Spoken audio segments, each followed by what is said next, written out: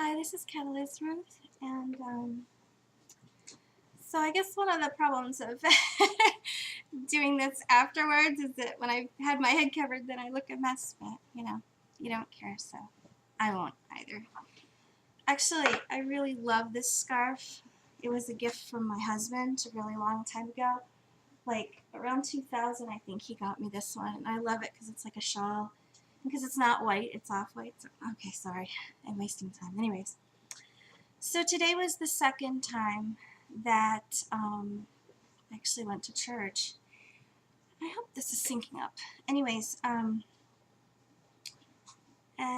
I wanted to talk about something else before that. I had always seen people cross themselves, but I didn't know what it meant. I didn't understand why they did it or whatever.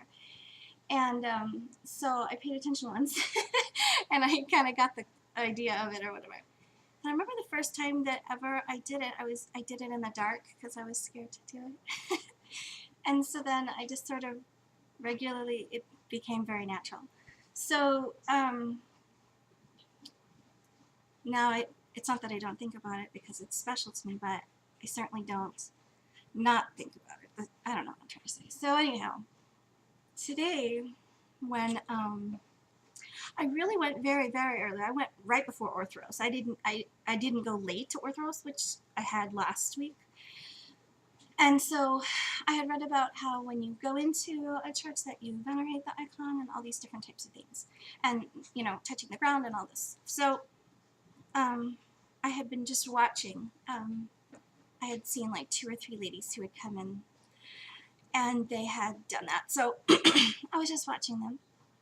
And then when the Orthros started, there was a portion of time where everyone went, well, first of all, before it all started, there were these 2 lovely ones at the front that people had venerated. And then there was a portion where everyone was coming forward. It's a really beautiful gospel, and there were like 5 different, I think, I saw. Well, I was scared to go up because I didn't know if I was supposed to or whatever, and I didn't know what I was supposed to do even if I did. It was so funny because I'm sure, and it's really funny, the fuck piece, he looked at me and he could tell I'm like holding myself from going up. I'm like, he can see me like jumping in the chairs ahead, like I want to go up, and he kind of looked at me like he could tell that I wanted to go. But so later on, gosh, it was right after they had taken communion or right before. It was right after, that's right, because Donna, the first lady who made friends with me, came up and she gave me a piece of blessed bread. We kissed and I talked to her. And then I thanked her. And then it was time to go at the very, very end, and there was a cross that you could go to kiss. So we were all coming up in procession, and I didn't want to go unless I could ask Donna. So the usher kept going, sorry, something flying. The usher kept saying, are you coming? And I kept pointing to Donna, like 2 rows behind me or whatever. So finally she came up and I said, is it okay to go? What do I do? And this and that. And she said, of course you can go. And she said, you want to? You don't feel uncomfortable? I'm like, no. Oh my gosh, as a form of respect and reverence. So I don't know why, but she said that it really touched her that I wanted to do that or whatever. So it was the first time that I ever did it like in public. And of course the priest, he recognized me and said my name and stuff, which was really, really sweet. So that was the first time I kissed his hand. And of course he said welcome like he did last time too. And I don't know. I guess because last week was Christmas, I kind of thought maybe that, I bet it was like very, what's the word, busy there in that time, so maybe not the same amount of people would be there, but the place was just as packed as it was last time. And that was really nice to see. And yet I know, this is a special sort of time of year, so maybe that's part of it. Of course, I can't wait to see how packed it is during another time. Anyway, part of it today was having to do with St. Basil as well as the circumcision. Now, I don't know if these are gonna, there it goes. I have a thing about St. Basil, and I mean, there are several of them, so I don't even know I'd have to look at it actually specifically which one this is, because there's like St. Basil the Younger and St. Basil the Greater, and then there's like this other one that I know about, and then there's like lists of 15 when I look at books of like Catholic saints or something, so I don't really even know specifically which one. So the one that I had ever first learned about St. Basil was from in a book called Love the Animals, and I was vegetarian at the time, so it was quite important to me. And there was some really beautiful quote that St. Basil had about something having to do with animals, and it seemed very like vegetarian supportive. So I had a girlfriend who was Catholic, and I went with her to her church at one time, and I went downstairs into the church's library. And so I was reading about St. Basil the Greater, St. Basil the Younger, St. Basil the this, St. Basil the that, whatever, blah, blah, blah, blah. And just reading the stories, there was one story where, I think it was the younger one, something having to do with dolphins. And yeah, now I have a dolphin tattoo. Which I've never even told people that's why I got that one. So now you know. And I have a medal that my dad had won in fencing.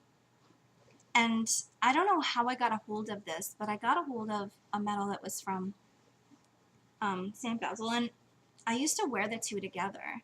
And I think that I had that necklace and I wore it on like a leather cord for like 2 or 3 years. And I don't know whatever happened to that little medal of St. Basil. I don't know why I got rid of it. I must have dumped it somewhere going from Indiana to California. But I did, and now I can't find them at all. I don't even know.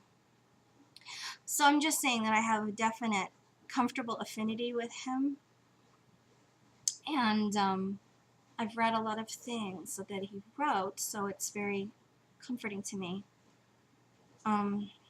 Anyways, the very same feeling that I had last week, as far as that my entire body is filled with this warmth and heat, and it just feels like every cell is not jumping, not like crazy weirdo like bugs under my skin jumping, but like just pulsing in this wave that doesn't have a beginning or ending. It's not like a radio wave where it goes up and down. It's different than that. I don't even know how to explain it.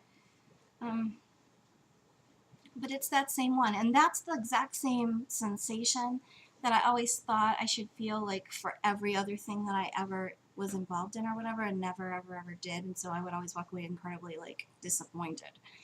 Just kind of trying to look under every rock. Where could it possibly be? So it's not that I'm like waiting for that to go, because you know I don't expect things to always be exactly the same or what have you, but definitely knowing that it's there and it's pretty constant. It's kind of like my heart is there, but my head and my hands need to get there too, because you know they're not. And there's too much like really dumb logic that I use to sort of talk myself out of it, because for too many years I was like talking myself into all kinds of things that didn't really make sense to me anyways. And I don't know why I gave away those parts of myself to just kind of forget in a sort of a way, and now I'm getting to rediscover those parts of myself, I guess, again, or maybe redefine them in a more accurate way, I hope. So that was the second time. Then, you know, we went to have coffee or whatever, and there was this lady named Cheryl, and she'd been going since like last year or whatever. So she just like in November had started studying, and I think that she must have like gone and talked and asked for P-catechumen, but it seems that maybe somehow that he's very lackadaisical about it, and that she's just studying online with these books, which she told me what they were, and I was like very curious about that, because it just seems very casual, and I'm kind of confused about that. So I went and I checked it out, and I was like, well, wait a minute, this is the stuff I've been reading of OC anyway, so could that be really how he's doing this? I don't know. So I'm going to have to email him, which he was gone last week. He went with his wife to a youth retreat of some kind. And that was the thing, too. She introduced herself to me, and, you know, she's talking about how, like, whichever your background is, that you either call her this, that, or some kind of mother. So, of course, I mispronounce because I'm Litvak instead of Russian. I say Matrushka instead of Marushka. And I think that's kind of funny. But usually Matrushka is the doll, so maybe that's why. Marishka, oh, that's Hungarian. Maybe that's why. Oh, no, what? Yeah, it is Marishka. Marushka. Okay, it's not my weird accent. It's my mixing it up with the dolls. You know, the dolls that nest. Okay, that's Matrushka. Marushka is mother, but I think I'm mixing it up with Hungarian because I have Hungarian in me too. All right, yeah, you know, like Mariska Hargitay, she's part Hungarian. All right, whatever. So that was my second one, and I hope this is going to upload because it's over 10 minutes, and I don't know if it's going to. A little peace, love, light, and blessings. Talk to you later.